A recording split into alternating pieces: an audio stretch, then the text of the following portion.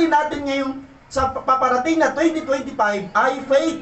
Amen po ba? Sabi dito, why faith? Yan ho ang ating mensahe. Bakit daw pananampalataya yung babaunin natin sa 2025 na ngayon meron na tayo? Hebrews chapter 11 verse 6, and without faith, it is impossible to please God.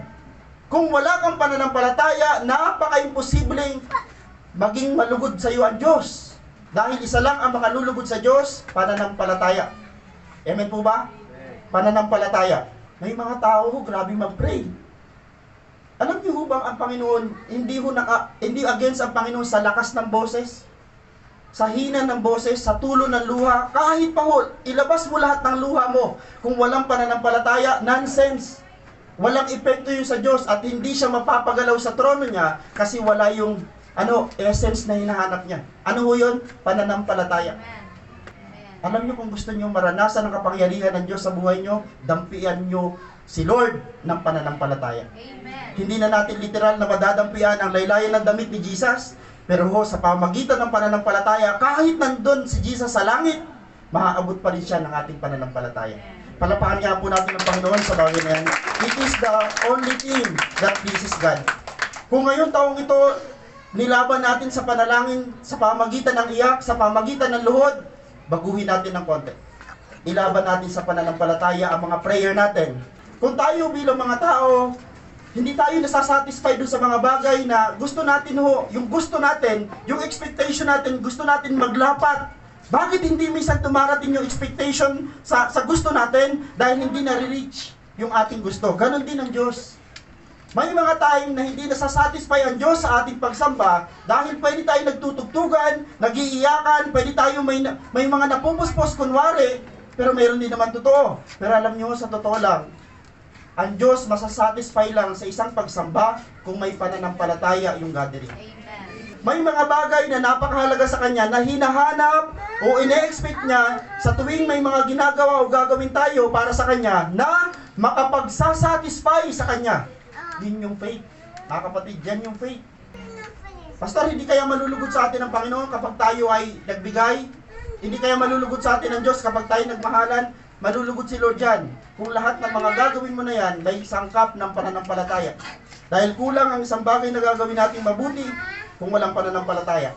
Magandog at sumunod man tayo ng sumunod sa Diyos at gawin man natin ng gawin ang mga bagay para sa Kanya. Ngunit wala naman tayong pananampalataya, ito ay wala ring bisa o halaga sa harapan niya.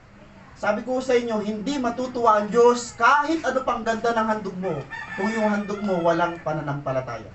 Sabi dito, hindi maaaring kalugdan ng Diyos ang walang pananampalataya sa Kanya. Yung terminology na ginamit sa English version, it is impossible. Grabe. Napaka-imposible sa isang taong matuwa sa Kanya ang Diyos kung wala siyang pananampalataya. Napaka-imposible.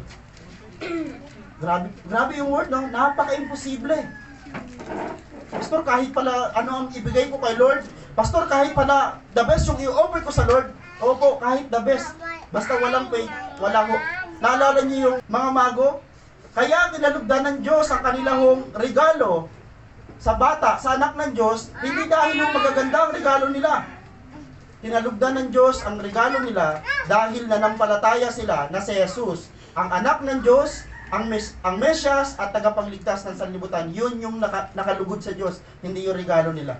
Bakit po kaya ng Diyos mag-provide ng regalo para sa anak niya? Amen?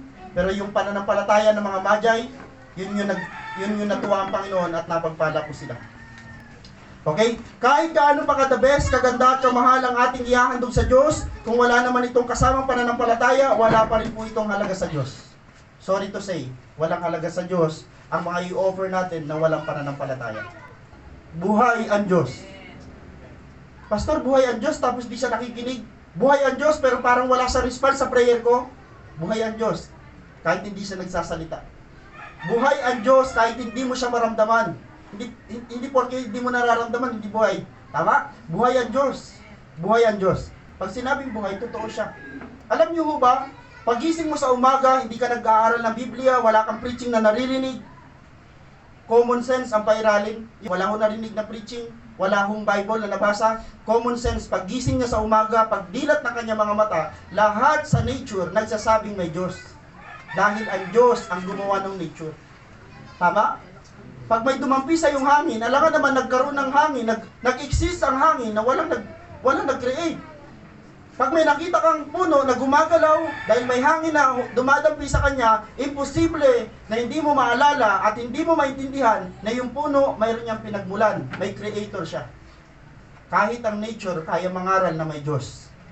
How much itong Biblia na detailed ang pagkasabi kung sinong gumawa ng nature, kung sinong gumawa sa tao, at kung kailan darating ang time na babalik ang tao sa Diyos. Amen? Buhay at totoo ang Diyos. Our labor is not in vain. Sa totoo lang, nakakapagod mag-lead. Yes, nakakapagod ang ministry. Yes, nakakapagod magsaway na magsaway. Pero yung pagod na yun, yung pagsaway na yun, mayroon yung reward. Hindi man mabigyan ng pastor dahil kulang financially, pero ang Diyos nag-offer ng isang reward, eternal. Amen, no? Pagdating mo sa langit, kakamayan ka ng Panginoon, sasabihin sa'yo ng Panginoon, well done, my good and faithful servant. Well done. Kakamayan ka ng Diyos. Doon pa lang sa pagkamay, reward na yun. Amen? Paano pa pag sinabi ng Panginoon, pumasok ka sa kaharian na inihanda ko, bago ka palikhain, para sa iyo yan. Alam niyo ang great reward natin, wala sa sanlibutan, nasa langit. Kaya our labor is not in vain.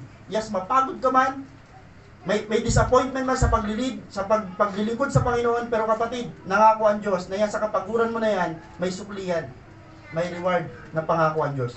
Mayroong matinding reward na nakalaan ng Diyos para sa mga tao humahanap sa Kanya, at syempre eternal po ang reward na yan. Amen? Hindi nyo na ito makikita isusunod ko sa mga susunod na araw, sa mga susunod na taon, kasi hindi ito eternal. Tama? Pero yung ino-offer ng Panginoon na reward ay eternal. Meaning, hindi naluluma, hindi nawawasak, hindi nasisira, dahil eternal. Yun yung ino-offer ng Diyos sa atin. Ang Diyos ay mabuti. Amen po? Lagi natin sinasabi sa simbahan na ito, ang Diyos ay mabuti. Pastor, kahit ang sama-sama na nangyari sa aking buhay, ang Diyos ay mabuti. Hindi magbabago yun. Pwede magbago-bago ang ating pangyayari sa ating buhay, pwede magbago-bago ang sitwasyon natin, pero ni minsan, hindi magbabago ang kabutihan ng Diyos. Take note, kung mahal mo lang si Lord pero wala pa rin faith, kulang. Kailangan lagi may faith. Sino dito nagawa ng prayer list? Alam niyo sa Bible, ang prayer list ni David, ganito, Lord, kung ano yung gusto mo, yun ang gusto ko. Lord, kung ano yung daan mo, yun ang daan ko. Yun ang prayer list ni David. Kaya ang ganda ng prayer list niya. Sa ating baliktad, Lord, ngayong taong ito, gusto ko magkaroon ng brand new. Puro brand new yun. Puro brand new yun. Maniwala kayo, puro brand new. Hindi man lang naglagay ng prayer list, Lord, ngayong taong ito, may isang kaluluwa akong i-win, aalagaan, mamahalin, at tulungan mo akong mapalago. Wala tayong prayer list na gano'n. Pero sana ngayon, idagdag na natin. May Diyos na buhay at totoo, siya pa rin ang magpapala sa atin. Yes, magtatrabaho pa rin ang mga anak ng Diyos. Yes, mapupromote. Yes, mag-i-increase ang salary ng mga anak ng Diyos. Pero si Lord pa rin ang nag-provide niyan. Hindi ikaw. Pastor, magaling ako. Matalino pa. Hindi. Kahit magaling at matalino ka, kung hindi ka pangungunahan ng Diyos, hindi ka bibigyan ng pabor, nonsense. Si Lord pa rin yan. Kaya ang papuri sa Diyos. Lord, Pastor, pinomote ako ng Panginoon, bless ako ng Panginoon, dinoble ng Diyos ang aking sahod, puro sa Diyos ang pasasalamat mo. Kasi bakit? Si Lord lahat yan. Pastor, ako ang nagsipag Ikaw ang nagsipag, pero si Lord ang bumuhay sa'yo.